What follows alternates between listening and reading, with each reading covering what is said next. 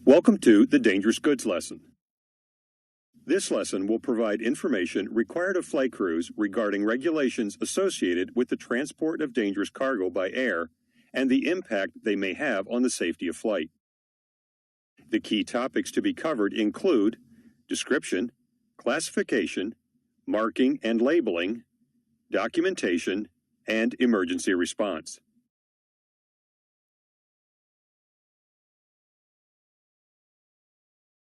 According to the International Civil Aviation Organization, or ICAO, technical instructions, dangerous goods are articles or substances capable of posing a risk to health, safety, property, or the environment.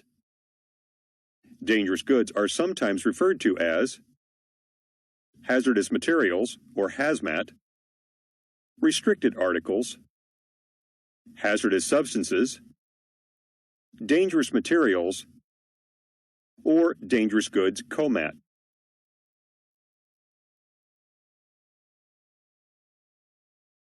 Seemingly harmless items, such as paint or matches, when transported by air, can become volatile or hazardous. The general philosophy regarding dangerous goods shipment by air is that if the International Air Transport Association Dangerous Goods Regulations, or IATA DGR, are followed and items are properly handled, the safety risk to you, your passengers, and equipment is minimal.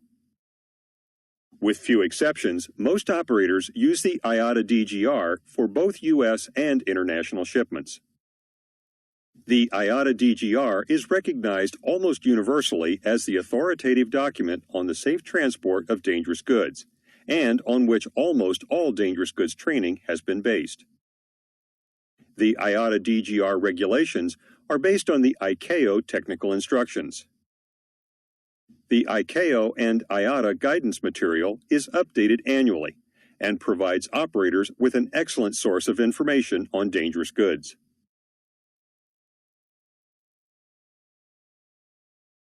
When we discuss dangerous goods in this lesson, we are mainly referring to cargo, as dangerous goods are prohibited in passenger baggage with a few exceptions. Hazardous substances in passenger baggage can, however, pose a greater threat to air safety because they may find their way onto an aircraft unnoticed. Therefore, it is the responsibility of all staff involved in passenger and cargo handling, as well as air crews, to be vigilant for signs of potential hazards.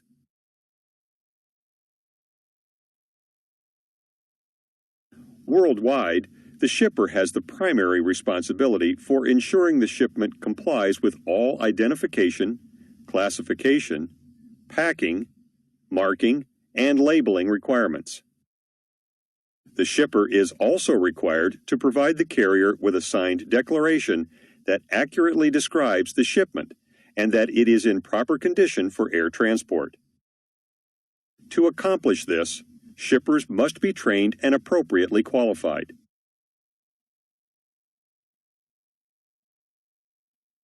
Dangerous goods shipments are only accepted by an approved cargo office or as company material, or COMAT, by the Material Logistics Office. These shipments are subject to all applicable rules and regulations.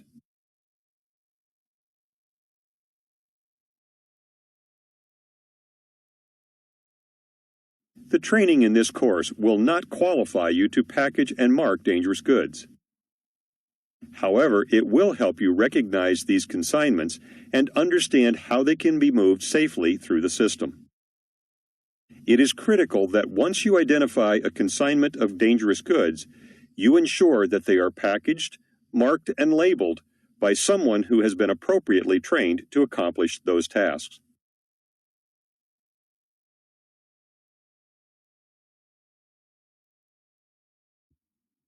Dangerous goods are regulated by many agencies, both domestic and international. Each of the following regulatory agencies ensure dangerous goods policies are followed: FAMSA, ICAO, IATA, DOT, and FAA.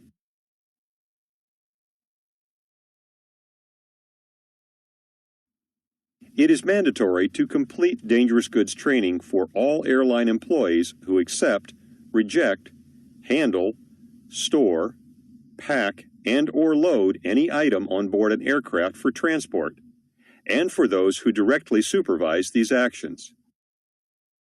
All pilots must receive dangerous goods initial training shortly after their hire date, and recurrent training every 24 months thereafter.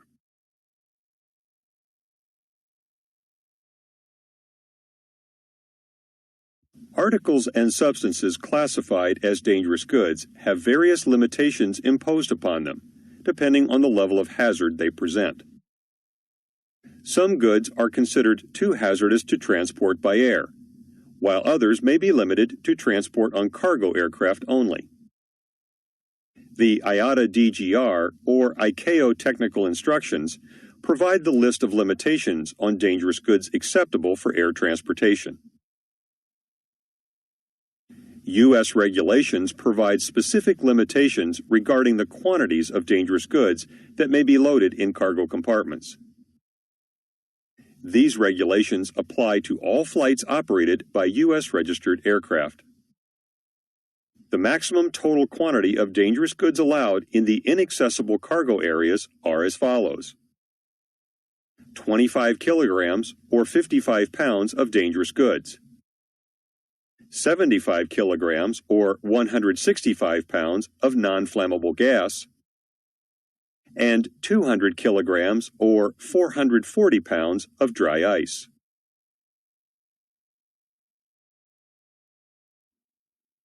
"75 kilograms of non-flammable gas may be loaded in addition to the 25 kilogram limit mentioned above. Radioactive material is limited by its Transportation Index, or TI rating. For passenger aircraft, the maximum per package TI is 3, with a total aircraft maximum of 50 TI.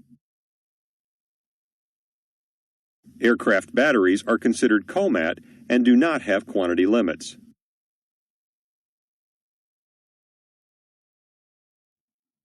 There are no limits for items classified as miscellaneous, except for dry ice. There may be exception to the quantity limit applied to shipments of dry ice. Consignments of greater than 440 pounds of dry ice may be accepted with written permission from the Dangerous Goods Director, depending on aircraft type, sublimation and ventilation rates, packing methods, stowage, and the presence of live animals. The Universal Postal Union prohibits all dangerous goods in airmail with 2 exceptions. Infectious substances, provided the consignment is accompanied by a shipper's declaration, and radioactive material, provided it has a very low activity rate.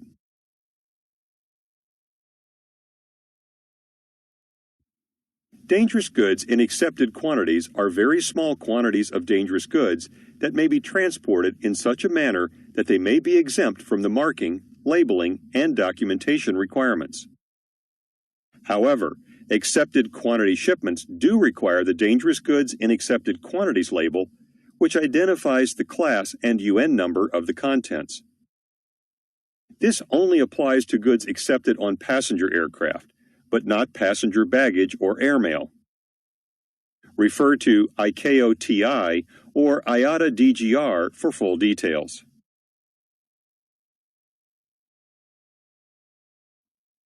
The regulations also allow for dangerous goods in limited quantities.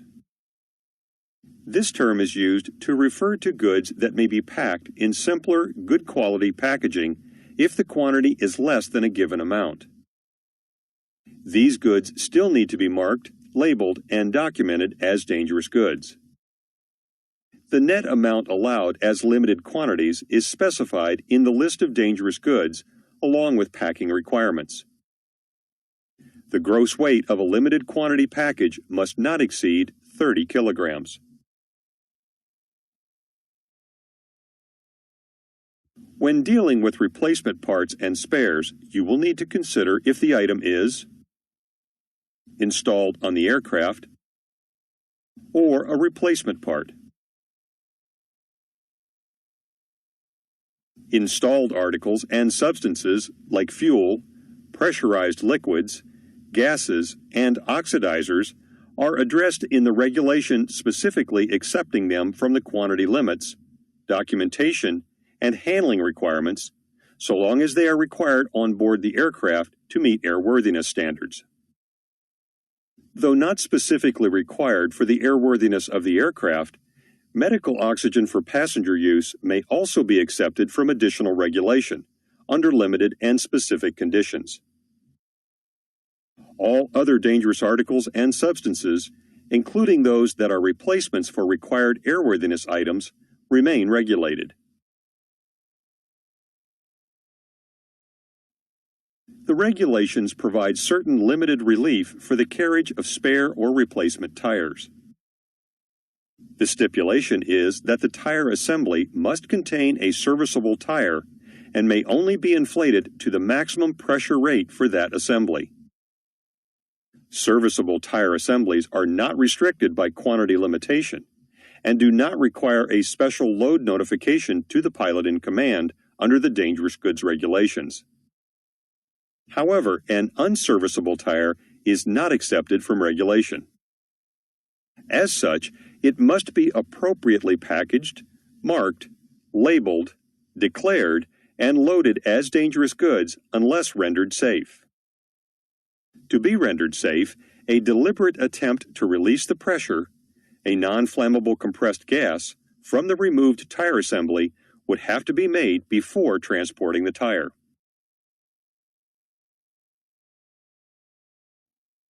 Another commodity that is not restricted by the weight limitations is aircraft batteries.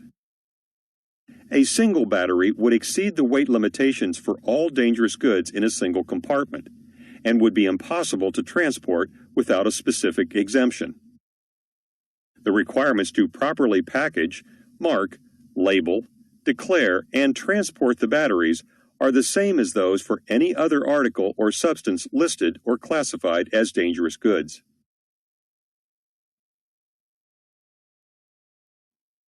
Regarding the shipment of company-owned spares, there are only two exceptions to the regulation permitted: proper packaging and quantity limitations.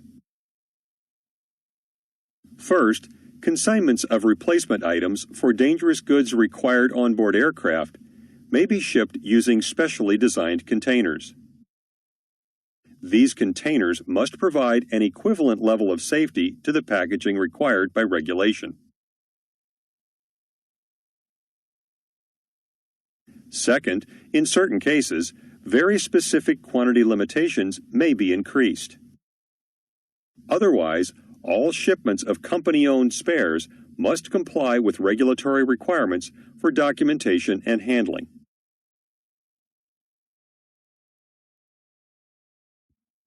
Regulated items include those that represent a significant risk to the health and safety of people and aircraft, such as explosives, flammable substances, and poison. But there are some not-so-obvious items that need discussion as well.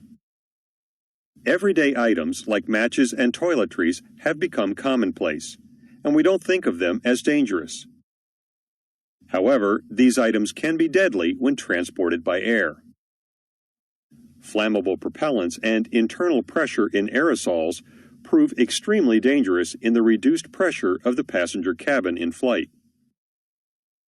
Even engines being transported for service can pose a danger from residual fuel, oils, or other hazards still present in the engine. Therefore, special handling techniques must be employed when moving these items throughout the system. The list of regulated items is published by IATA in the DGR manual. IATA DGR Section 4.2, also known as the Blue Pages, lists approximately 3,000 proper shipping names for dangerous goods commodities.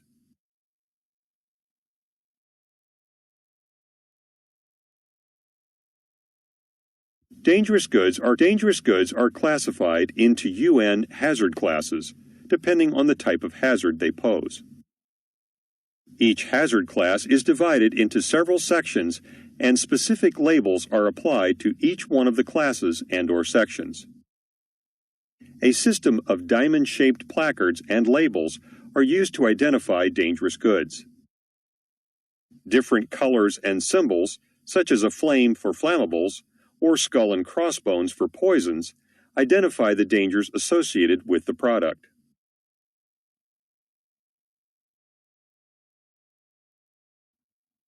Explosives are substances and articles that cause a violent reaction, producing a blast, fire, smoke, and heat when ignited. Division 1.4S is the only explosive allowed on passenger aircraft. Some examples include pyrotechnic devices, ammunition, and fireworks.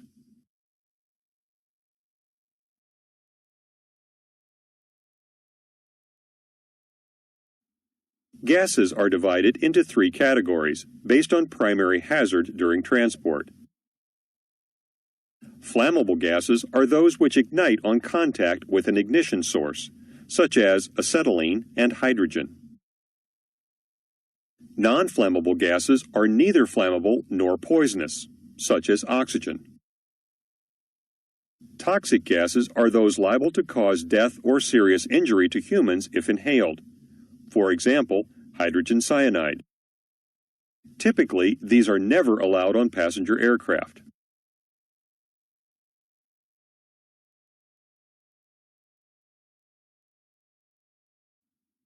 Flammable liquids are liquids or mixtures of liquids, or liquids containing solids in solution or suspension that give off a flammable vapor. Some examples include paints, varnishes, lacquers, adhesives, fuels, alcohol, and perfume.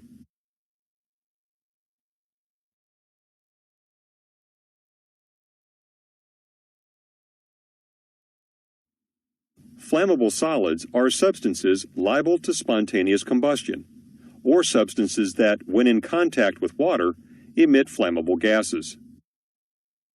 Flammable solids are further divided into three sections. Flammable solids are powdered, granular, or pasty substances easily ignited by brief contact with an ignition source, such as a burning match. Once ignited, the flame can spread rapidly. Safety matches are an example of flammable solids. Spontaneous combustibles are solids that are liable to spontaneous heating. Under normal conditions encountered in transport, or when in contact with air, can catch fire without an additional energy supply. Pyrophoric substances are the most liable to spontaneous combustion. These are liquids or solids, including mixtures and solutions, which, even in small quantities, ignite within 5 minutes of coming in contact with air. Phosphorus is an example of a pyrophoric substance. Dangerous when wet substances, when in contact with water, emit flammable gases which can form an explosive mixture with air. These flammable gases are easily ignited. Examples of dangerous when wet substances include sodium, zinc powder, potassium, and calcium carbide.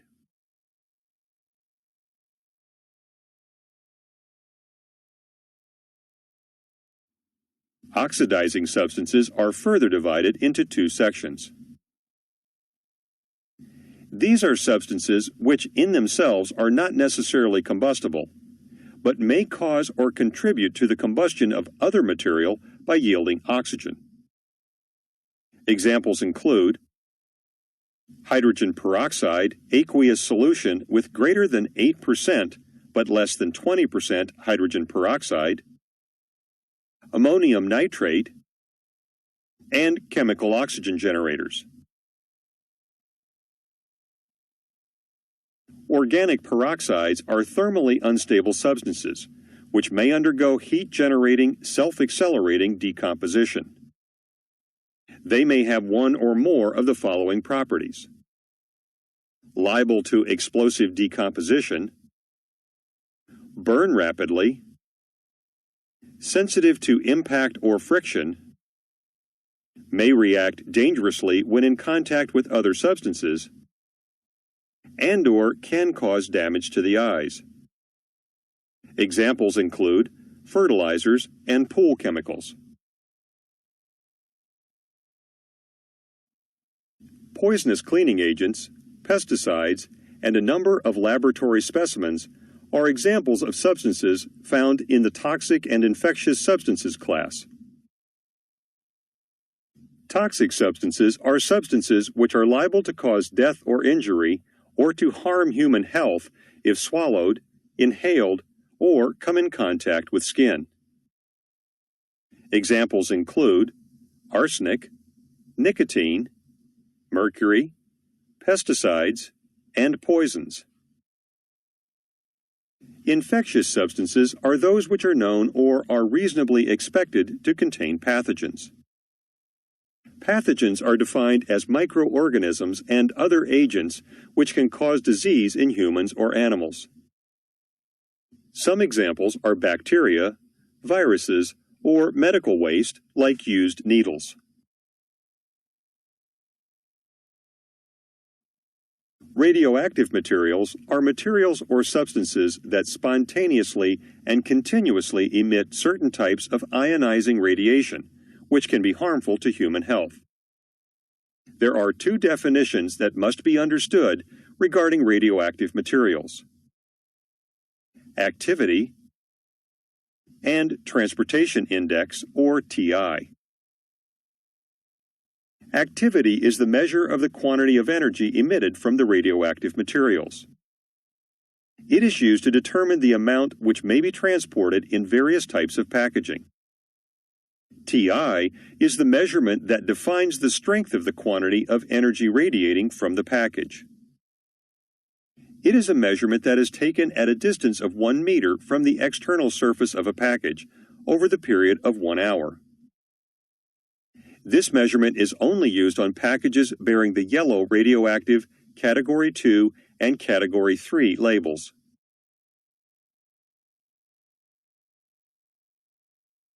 When transporting radioactive materials, it is impractical to go into the details of the various forms of substances and their different forms of radiation. The packages, or overpacks, are assigned to one of three categories, known as Category 1, white, or RRW, Category 2, yellow, or RRY2, or Category 3, yellow, or RRY3.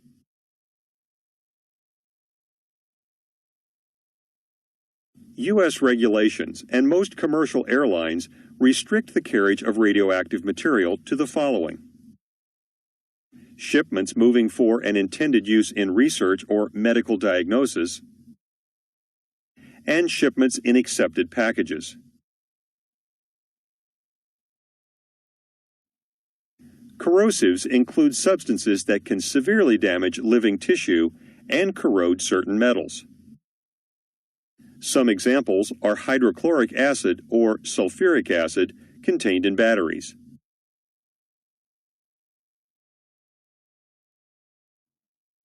Items included in Class 9 are magnetized materials or miscellaneous articles and substances that are not covered in the other 8 classes. Examples of miscellaneous items include carbon dioxide solid, or dry ice, which is commonly used as a refrigerant, chemical kits and first aid kits, life-saving appliances, engines, internal combustion, vehicles, which are flammable liquid powered, polymeric beads, and battery-powered equipment or vehicles.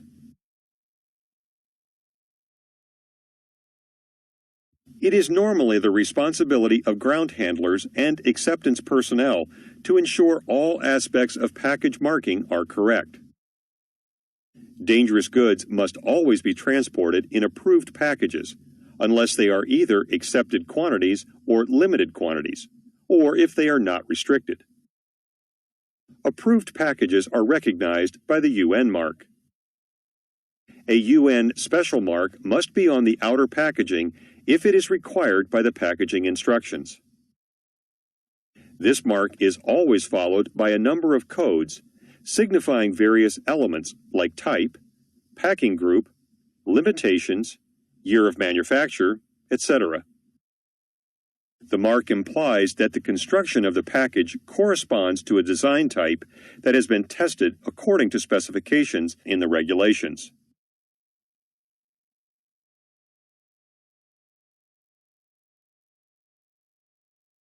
Prohibited dangerous goods may inadvertently be carried on board an aircraft by passengers who are either not aware of or who deliberately ignore the regulations. If you discover undeclared dangerous goods, you may need to report it. Refer to your company's operating manual for required procedures. It is up to all involved to remain aware in order to stop hazardous material from ending up on the aircraft.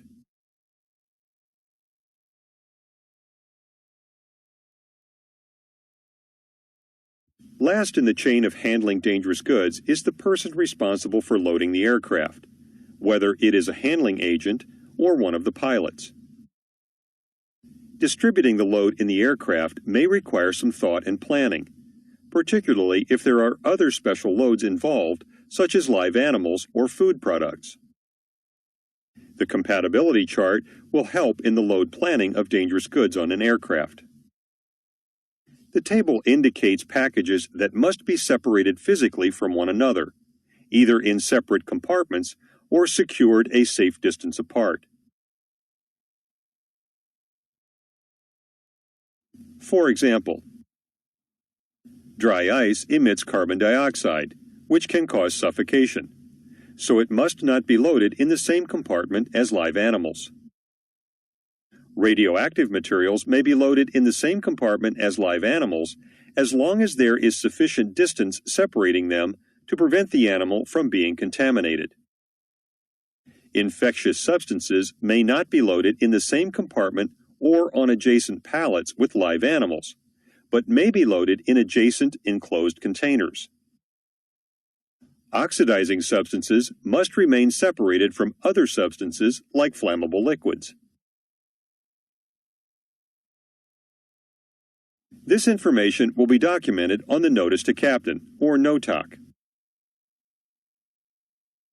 You can also review the IATA DGR for more guidance on separation requirements. Another item to consider is your aircraft specifications. With few exceptions, dangerous goods are limited to no more than 25 kilograms or 25 liters, or combination of kilograms and liters totaling 25 kilograms or liters, of dangerous goods within a cargo compartment.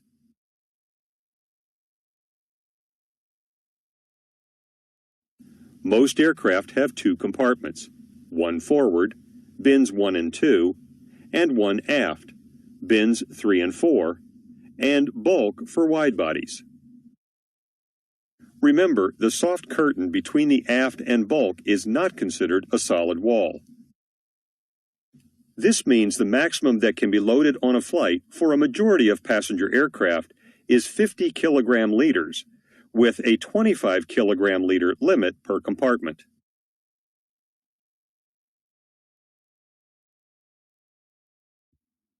The net quantity of non-flammable gas is increased to 75 kilograms or 165 pounds per inaccessible cargo compartment, in addition to the 25 kilogram or 55 pound rule. Radioactive material is guided by the transport index of the package, and on passenger aircraft, the maximum TI per package is 3.0. Your carrier may further restrict the TI unit per aircraft, so check your DG manual for details. Aircraft batteries are considered company COMAT and do not have a limit. Because the regulations for the shipping and acceptance of lithium batteries and electronics continues to change, it is advised to refer to your operator's manual or the specific IATA DGR manual for current regulations. There are no weight restrictions for magnetized material. However, you will need to review the NOTAC to ensure proper loading location was followed. The net quantity of dry ice per inaccessible compartment varies by aircraft. Domestic flights with shipments of 2.5 kilograms or 5.5 pounds or less may be accepted without a NOTAC. Shipments greater than 2.5 kilograms or 5.5 pounds require a NOTAC. All international flights with dry ice require a NOTAC.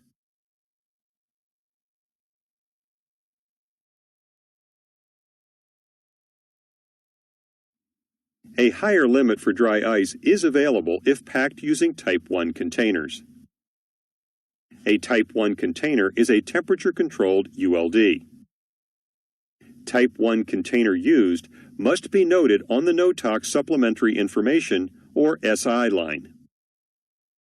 If the NOTAC indicates any warnings or cautions, or if a compartment limit or dry ice limit warning prints, all the DG shipments assigned to the flight must be reviewed to ensure proper limits are maintained. Some carriers cannot carry any dangerous goods shipments that require a NOTAC. Refer to your carrier's operating manual for details.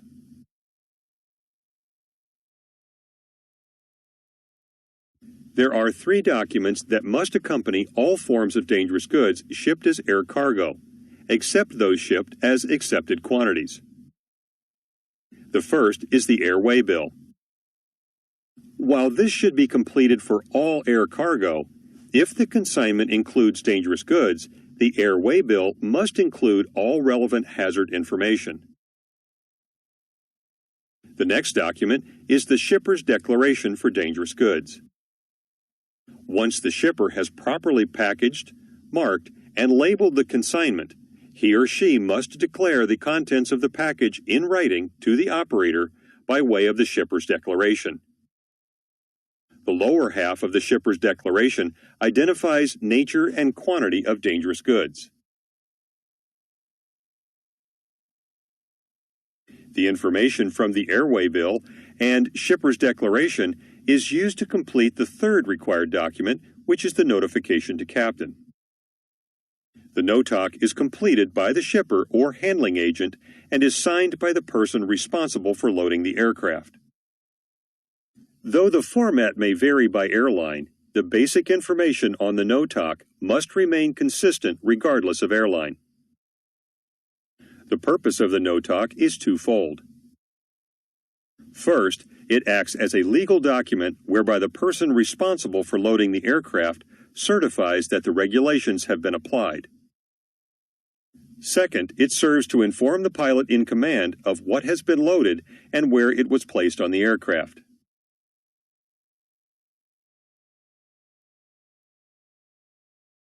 The NOTAC provides the pilot with one more opportunity to perform a final cross-check of what is on board the aircraft and to verify loading limitations and proper configuration of ventilation and air conditioning in cargo compartments. This is an example of a standard manual format NOTAC. Required information includes airway bill number, proper shipping name, UN or ID numbers, class or division and packing group, for non-radioactive materials, the number of packages, category, and transport index if applicable, and the destination airport listed as the station of unloading, and stipulation of any cargo aircraft only restrictions.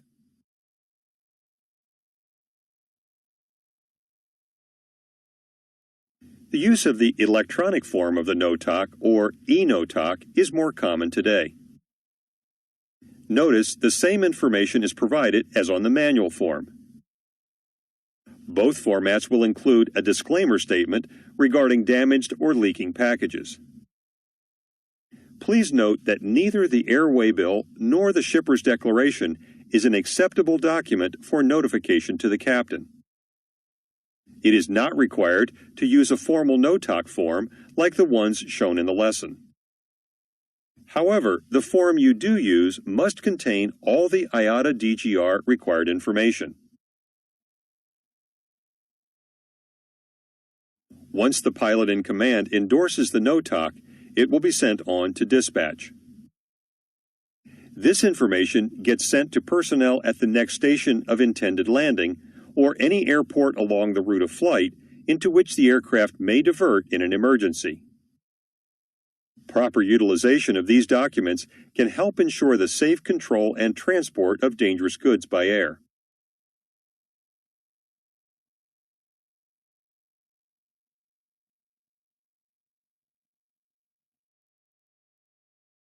The criteria for whether dangerous goods articles can be carried aboard the airplane in baggage or on one's person is listed in IATA DGR Table 2.3a.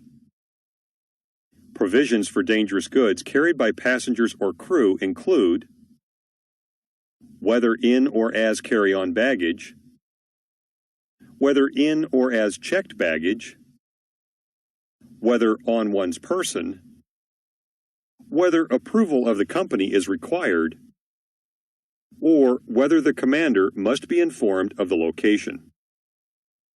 Any dangerous goods items not listed in Table 2.3a must be refused.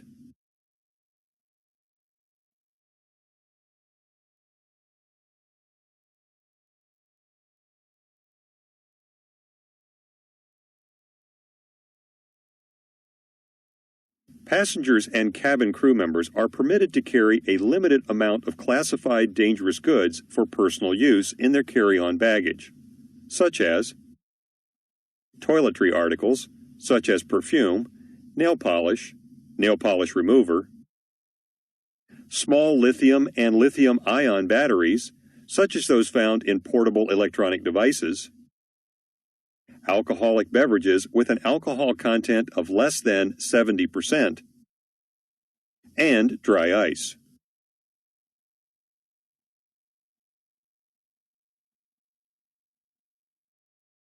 Other classified dangerous goods that are permitted in the cabin include required emergency equipment in accordance with airworthiness regulations, such as oxygen, fire extinguishers, and CO2 gas cylinders to inflate life vests.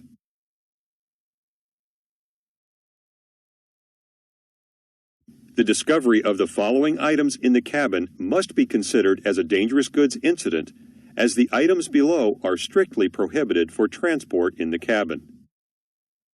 Explosives such as fireworks, flares, or toy gun caps, compressed gases, either filled or partly filled scuba diving tanks, including camping gas cylinders, flammable liquids and solids such as lighter fuel, non-safety matches, paints, thinner, and fire starters, oxidizers such as some bleaching powders, organic peroxides such as some types of solid hydrogen peroxide, poisons like arsenic, cyanide, and weed killer, irritating materials like tear gas devices, infectious substances such as live virus materials, radioactive materials like medical or research samples which contain radioactive sources, corrosives such as acids,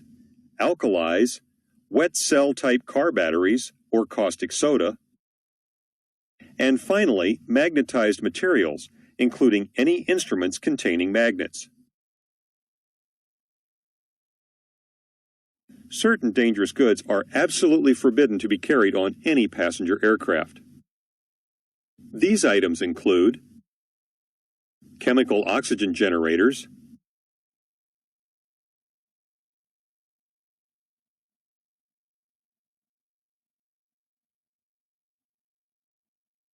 explosives, except for items classified as 1.4S, ammunition, and any toxic gas Class 2.3 label.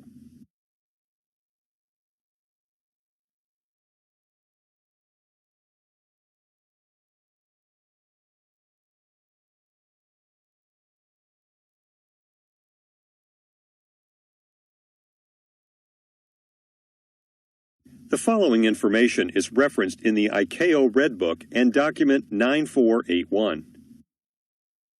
If a package of dangerous goods has been damaged to the extent that it spills its contents, the situation must be handled promptly and correctly.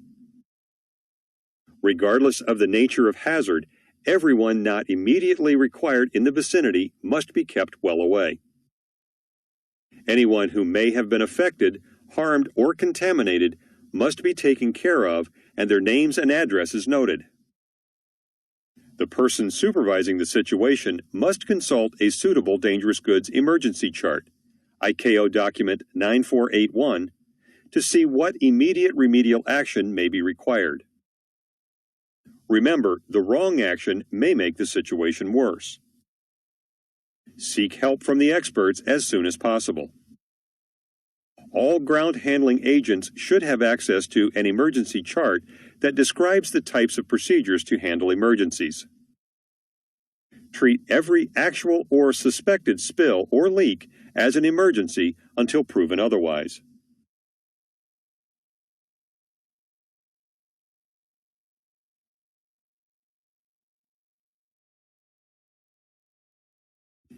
In the event of an incident involving dangerous goods in inaccessible cargo areas leads to an aircraft emergency, the appropriate aircraft operating checklist will be referenced and accomplished as appropriate.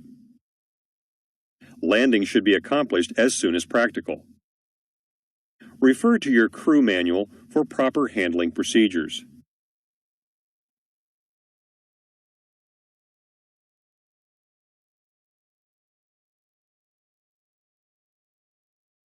The first alert to a dangerous goods spillage in the cabin might be from a passenger.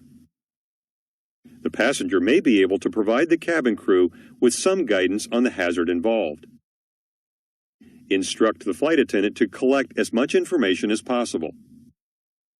For instance, check for a dangerous goods label, written information or numbers on the packaging, odors, fumes, smoke, and what, if any, effect it is having on passengers. When a dangerous good is discovered in the cabin crew must notify the flight crew immediately. It is also essential that you and your crew coordinate actions and keep each other fully informed. The role of the flight crew is to fly the plane safely. However, if the cabin crew contacts the flight crew with questions or concerns, a reminder of the following safety procedures may be required. Put on gloves. Do not touch leaking or suspicious packages. If rubber gloves are not provided, fire-resistant gloves or oven gloves covered by polyethylene bags are a suitable alternative. Use portable breathing equipment or PBE to protect from fumes or smoke.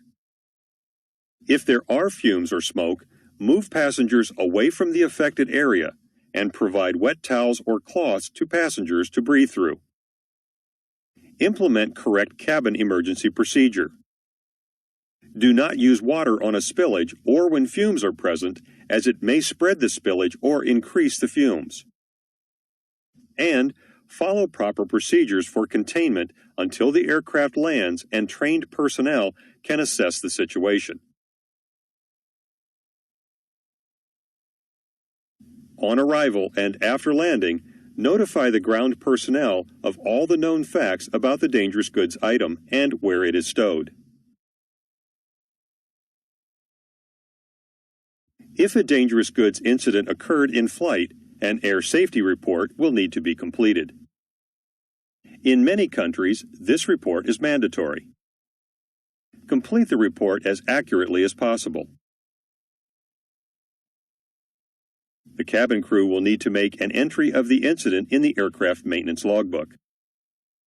Maintenance personnel can then replace the dangerous goods kit, if installed, and repair any damage to the cabin caused by the incident.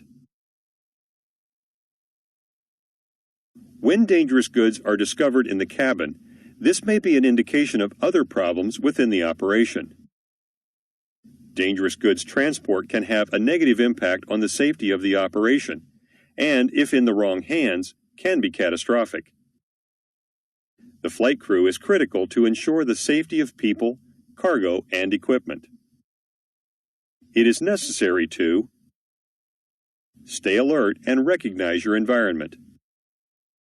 Challenge unescorted individuals. Report suspicious behavior or activities. And follow security requirements. For more information on dangerous goods, refer to the following reference items. Remember, the information provided in this training course is confidential and should not be shared with others unless there is a need to know.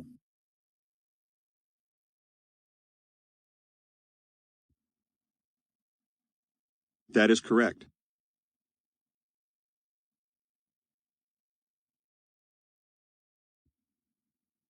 That is incorrect.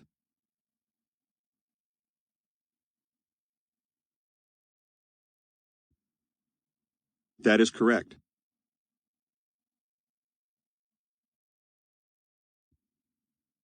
That is correct.